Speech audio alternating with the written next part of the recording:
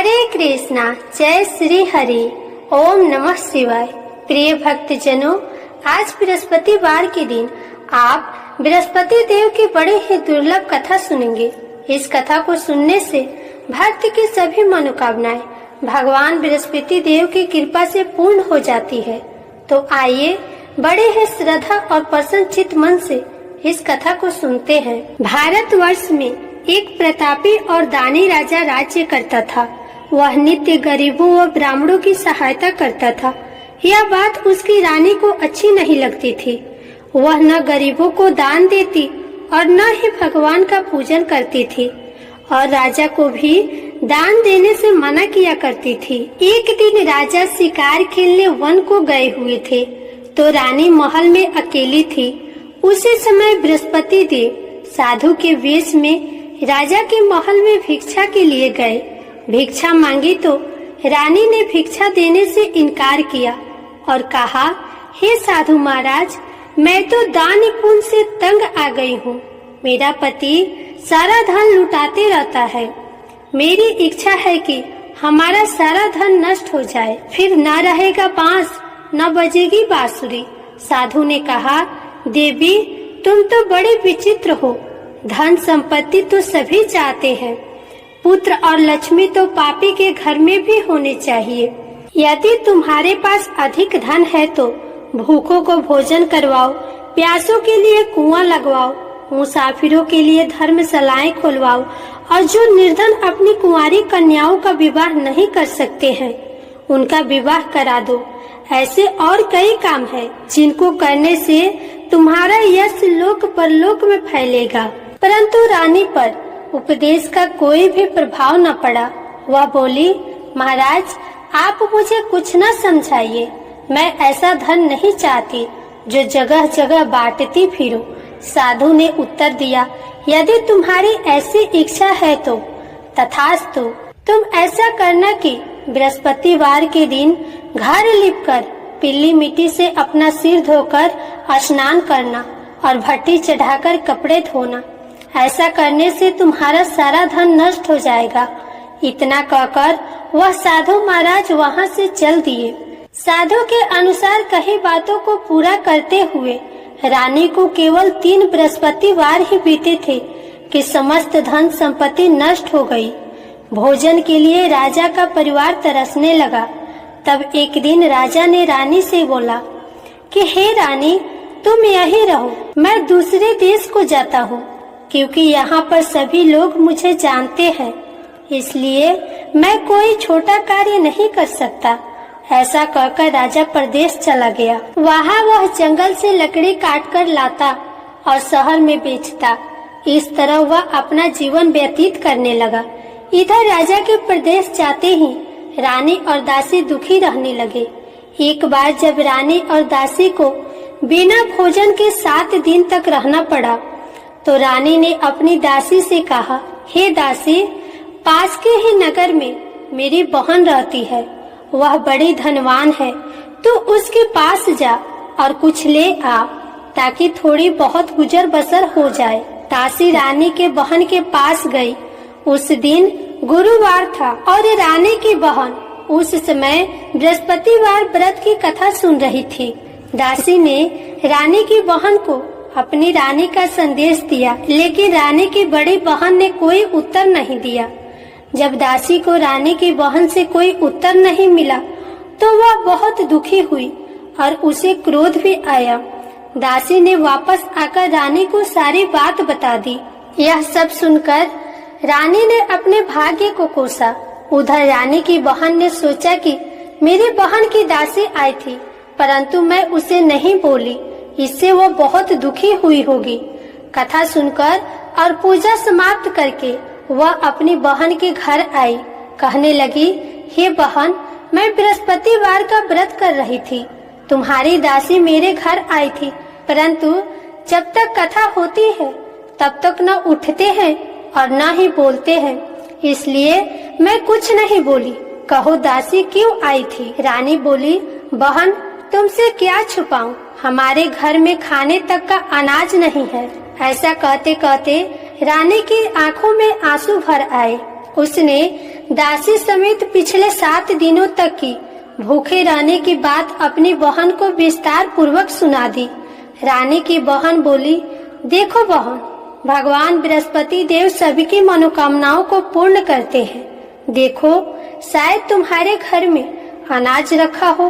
पहले तो रानी को विश्वास नहीं हुआ, पर बहन के आग्रह करने पर उसने अपनी दासी को अंदर भेजा तो उसे सचमुच अनाज से भरा एक घड़ा मिला। ये देखकर दासी को बड़ी हैरानी हुई। दासी रानी से कहने लगी, हे रानी, जब हमको भोजन नहीं मिलता तो हम व्रत ही तो करते हैं, इसलिए क्यों न इनसे व्रत और कथा की विधि पूछ ली जाए ताकि हम भी व्रत कर सके। तब रानी ने अपनी बहन से बृहस्पतिवार व्रत के बारे में पूछा। उसकी बहन ने बताया, बृहस्पतिवार के व्रत में चने की दाल और मुनक्का से भगवान विष्णु का केले की जड़ में पूजन करे तथा दीपक जलाए, व्रत कथा सुने और पीला भोजन ही करे। इससे बृहस्पति देव प्रसन्न होते हैं। व्रत और पूजन विधि बताकर रानी की बहन अपने घर को लौट गई। 7 दिन के बाद जब गुरुवार आया तो रानी और दासी ने व्रत रखा। घोड़शाला में जाकर चना और गुड़ लेकर आई, फिर उससे केले की जड़ तथा विष्णु भगवान का पूजन किया। अब पीला भोजन कहाँ से आए, इस बात को लेकर दोनों बहुत दुखी थी। चूँकि उन्होंने व्रत रखा था, इसलिए बृहस्पति देव उनसे प्रसन्न थे। इसलिए वे एक साधारण व्यक्ति का रूप धारण कर 2 थाली में सुंदर पीला भोजन दासी को दे गए। भोजन पाकर दासी प्रसन्न हुई और फिर रानी के साथ मिलकर भोजन को ग्रहण किया। उसके बाद वे सभी गुरुवार की व्रत और पूजन करने लगे। बृहस्पति देव भगवान की कृपा से उनके पास फिर से धन संपत्ति आ गई, परंतु रानी फिर से पहले की तरह आलस्य करने लगी। तब दासी बोली, देखो रानी, तुम पहले भी इस प्रकार आलस्य करती थी। तुम्हें धन रखने में कष्ट होता था, जिस कारण सभी धन नष्ट हो गया, और अब जब भगवान बृहस्पति देव की कृपा से धन मिला है तो तुम्हें फिर से आलस्य होता है। रानी को समझाते हुए दासी कहती है कि बड़े मुसीबतों के बाद हमने ये धन पाया है, इसलिए हमें दान पुण्य करना चाहिए, भूखे मनुष्यों को भोजन कराना चाहिए और धन को शुभ कार्यों में खर्च करना चाहिए। इससे तुम्हारे कुल का यश बढ़ेगा, स्वर्ग की प्राप्ति होगी और पितृ प्रसन्न होंगे। दासी की बात मानकर रानी अपना धन शुभ कार्यों में खर्च करने लगी, जिससे पूरे नगर में उसका यश बढ़ने लगा। उधर एक दिन राजा दुखी होकर जंगल में एक पेड़ के नीचे आसन जमाकर बैठ गया। वह अपनी दशा को याद करके व्याकुल होने लगा। बृहस्पतिवार का दिन था। एकाएक उसने देखा कि निर्जन वन में एक साधु प्रकट हुए। वह साधु वेश में स्वयं ही बृहस्पति देवता थे। लकड़हारे के सामने आकर बोले, हे लकड़हारे, इस सुनसान जंगल में तू इतना चिंता मग्न क्यों बैठा है? लकड़हारे ने दोनों हाथ जोड़कर प्रणाम किया और उत्तर दिया, महात्मा जी, आप सब कुछ जानते हैं, मैं क्या करूं? कहकर रोने लगा और साधु को अपनी आत्मकथा सुनाई। महात्मा जी ने कहा, तुम्हारी स्त्री ने बृहस्पतिवार के दिन बृहस्पति भगवान का निरादर किया है, जिसके कारण रुष्ट होकर उन्होंने तुम्हारी ये दशा कर दी। अब तुम चिंता को दूर करके मेरे कहने पे चलो तो तुम्हारे सारे कष्ट दूर हो जाएंगे और भगवान पहले से भी अधिक संपत्ति देंगे। तुम बृहस्पतिवार के दिन कथा किया करो, 2 पैसे की चने मुनक्का लाकर उसका प्रसाद बनाओ और शुद्ध जल से लोटे में शक्कर मिलाकर अमृत तैयार करो तथा कथा के पश्चात अपने सारे परिवार और सुनने वाले प्रेमियों में अमृत व प्रसाद बांटकर खुद भी ग्रहण करो। ऐसा करने से भगवान तुम्हारी सब मनोकामनाएं पूरी करेंगे। साधु के ऐसा वचन सुनकर लकड़हारा बोला, हे प्रभु, मुझे लकड़ी बेचकर इतना पैसा नहीं मिलता जिससे भोजन के उपरांत कुछ बचा सकूं। मैंने रात्रि में अपनी स्त्री को व्याकुल देखा है। मेरे पास कुछ भी नहीं जिससे मैं उसकी खबर मंगा सकूं। साधु ने कहा, हे लकड़हारे, तुम किसी बात की चिंता मत करो। बृहस्पतिवार के दिन तुम रोजाना की तरह लकड़ियां लेकर शहर को जाओ। तुमको रोज से दुगुना धन प्राप्त होगा, जिससे तुम भली भांति भोजन कर लोगे और बृहस्पति देव की पूजा का सामान भी हो जाएगा। इतना कहकर साधु महाराज अंतर ध्यान हो गए। धीरे धीरे समय व्यतीत होने पर फिर वह बृहस्पतिवार का दिन आया। लकड़हारा जंगल से लकड़ी काटकर किसी शहर में बेचने गया। उसे उस दिन और दिन से अधिक पैसा मिला। राजा ने चना और गुड़ आदि लाकर गुरुवार का व्रत किया। उस दिन से उसके सभी कलेश दूर हो गए। परंतु जब दोबारा बृहस्पतिवार का दिन आया तो बृहस्पतिवार का व्रत करना भूल गया, जिसके कारण बृहस्पति भगवान नाराज हो गए। उस दिन उस नगर के राजा ने विशाल यज्ञ का आयोजन किया था तथा शहर में यह घोषणा करा दी कि कोई भी मनुष्य अपने घर में भोजन न बनाए और न आग जलाए। समस्त जनता मेरे यहाँ भोजन करने आए। इस आज्ञा को जो न मानेगा उसे फांसी की सजा दी जाएगी। इस प्रकार की घोषणा संपूर्ण नगर में करवा दी गई। राजा की आज्ञा के अनुसार शहर के सभी लोग भोजन करने गए, लेकिन लकड़हारा कुछ देर से पहुंचा। इसलिए राजा उसको अपने साथ घर लेकर गए और घर ले जाकर भोजन करा रहे थे तो रानी की दृष्टि उस खूंटी पर पड़ी जिस पर उनका हार लटका हुआ था। वहाँ पर वह हार दिखाई नहीं दिया। रानी ने निश्चय किया कि मेरा हार इस मनुष्य ने चुरा लिया है। उसी समय सिपाहियों को बुलवाकर उसको कारागार में डलवा दिया गया। जब लकड़हारा कारागार में पड़ गया और बहुत दुखी होकर विचार करने लगा कि न जाने कौन से पूर्व जन्म के कर्म से मुझे यह दुख प्राप्त हुआ है, और उसी साधु को याद करने लगा जो कि जंगल में मिला था। उसी समय तत्काल बृहस्पति देव साधु के रूप में प्रकट हुए और उसकी दशा को देखकर कहने लगे, अरे मूर्ख, तूने बृहस्पति देव की कथा नहीं करी, जिस कारण तुम्हें यह दुख प्राप्त हुआ है। अब चिंता मत कर। बृहस्पतिवार के दिन कारागार के दरवाजे पर 4 पैसे पड़े मिलेंगे। उनसे तू बृहस्पति देव की पूजा करना, तेरे सभी कष्ट दूर हो जाएंगे। बृहस्पतिवार के दिन उसे 4 पैसे मिले। लकड़हारे ने कथा कही। उसी रात्रि को बृहस्पति देव ने उस नगर के राजा को स्वप्न में कहा, हे राजा, तुमने जिस आदमी को कारागार में बंद किया है वह निर्दोष है, उसे छोड़ देना। रानी का हार उसी खूंटी पर लटका है। अगर तू ऐसा नहीं करेगा तो मैं तेरे राज्य को नष्ट कर दूंगा। इस तरह रात्रि के स्वप्न को देखकर राजा प्रातः काल उठा और खूंटी पर हार देखकर लकड़हारे को बुलाकर क्षमा मांगी और लकड़हारे को योग्य सुंदर वस्त्र आभूषण देकर विदा कर दिया। बृहस्पति देव की आज्ञा के अनुसार लकड़हारा अपने नगर को चल दिया। राजा जब अपने नगर के निकट पहुंचा तो उसे बड़ा आश्चर्य हुआ। नगर में पहले से अधिक बाग, तालाब, कुएं तथा बहुत सी धर्मशालाएं, मंदिर आदि बन गई है। राजा ने पूछा, यह किसका बाग और धर्मशाला है? तब नगर के सब लोग कहने लगे, यह सब रानी और बंदी के हैं। तो राजा को आश्चर्य हुआ और गुस्सा भी आया। रानी ने यह खबर सुनी कि राजा आ रहे हैं तो दासी से कहा, हे दासी, देख राजा हमको कितनी बुरी हालत में छोड़ गए थे। हमारी ऐसी हालत देखकर वह लौट न जाए, इसलिए तू दरवाजे पर खड़ी हो जा।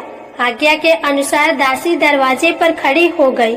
राजा आए तो उन्हें अपने साथ लेकर आई।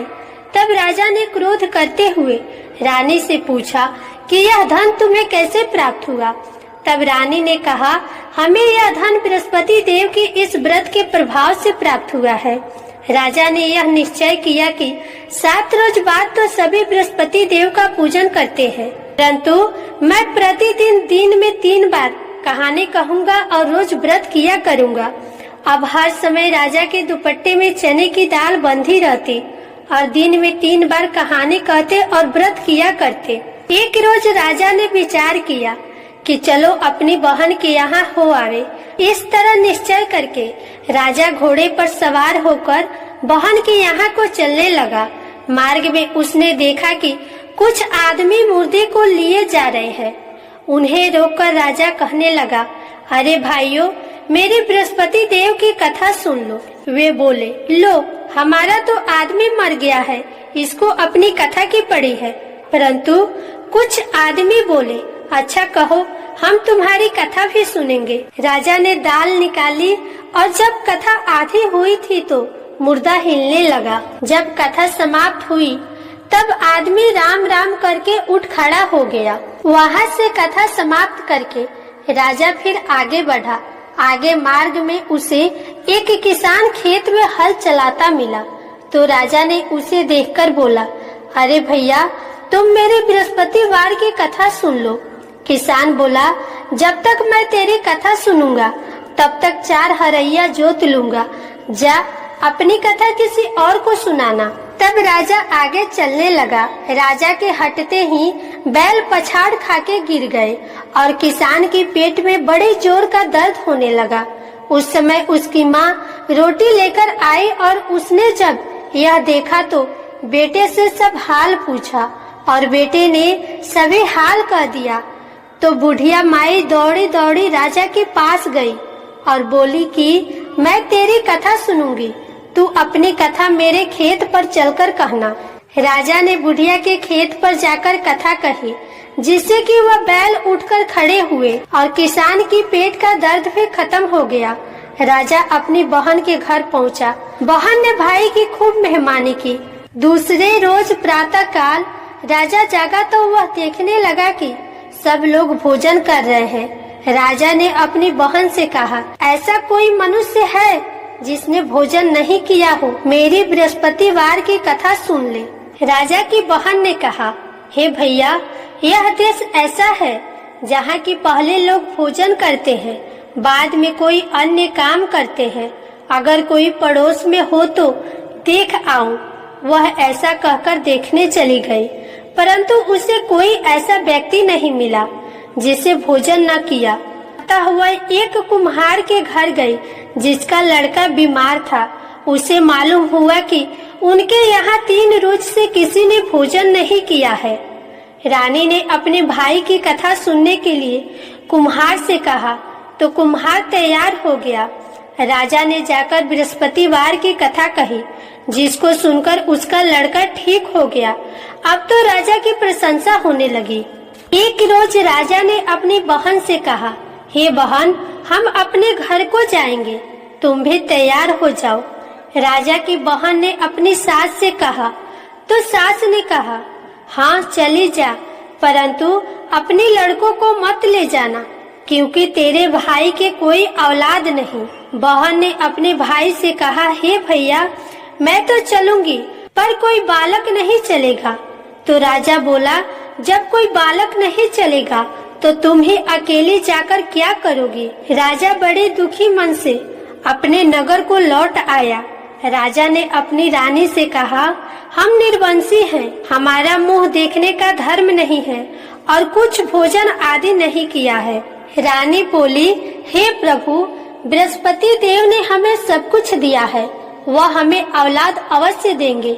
उसी रात को बृहस्पति देव ने राजा से स्वप्न में कहा, हे राजा, उठो, सभी सोच त्याग दो, तेरी रानी गर्भ से है। राजा को यह बात सुनकर बड़ी खुशी हुई। 9वें महीने में उसके गर्भ से एक सुंदर पुत्र का जन्म हुआ। तब राजा बोला, हे रानी, स्त्री बिना भोजन के रह सकती है, पर बिना कहे नहीं रह सकती। जब मेरी बहन आएगी तो तुम उससे कुछ मत कहना। रानी ने बात सुनकर हाँ कर दिया। जब राजा की बहन ने यह शुभ समाचार सुना तो वह खुश हुई और बधाई लेकर अपने भाई के यहाँ आई।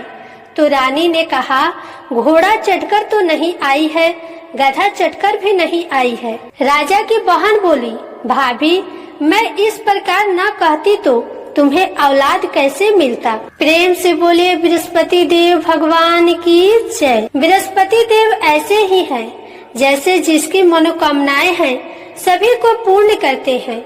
जो सत्य भावना पूर्वक बृहस्पतिवार का व्रत करता है, कथा पढ़ता है एवं सुनता है, दूसरों को सुनाता है, बृहस्पति देव उनकी सभी मनोकामनाएं पूर्ण करते हैं। बृहस्पति देव उनकी सदैव रक्षा करते हैं। जो संसार में सत्य भावना और सच्चे हृदय से बृहस्पति देव का पूजन करते हैं, उनकी सभी मनोकामनाएं उसी प्रकार पूर्ण होती है। जैसे राजा और रानी ने बृहस्पति देव की कथा का गुणगान किया, उनकी सभी इच्छाएं बृहस्पति देव ने पूर्ण की। मनुष्य को हृदय से उनका मनन करते हुए जयकारा करना चाहिए। तो प्रेम से बोलिए बृहस्पति देव भगवान की जय, विष्णु भगवान की जय, समस्त देवी देवता की जय। अब आप सुनिए बृहस्पति देव की आरती। ओम जय बृहस्पति देवा, जय बृहस्पति देवा, छिन छिन भोग लगाऊं कदली फल मेवा।